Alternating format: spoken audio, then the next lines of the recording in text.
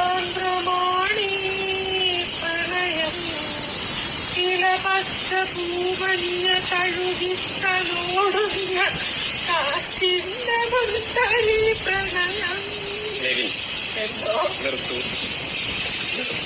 നിർത്തിയിരിക്കണോ? അതെ, എന്റെ സംഭവം എന്ന് വെച്ചിട്ടുണ്ടെങ്കിൽ ഒരാൾക്ക് ഒരു ഇഷ്ടം വന്നു.